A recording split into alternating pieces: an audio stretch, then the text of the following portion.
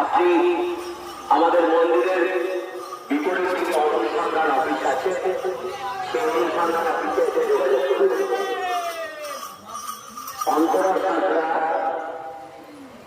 আপনি যেখানে থাকুন না কেন, আপনি আমাদের মন্দিরের বিপরীত অনুসন্ধান অফিসে এসে সেই অনুসন্ধান অফিসে এসে আপনার সবাইকে আপনাদের মাঝে করছে।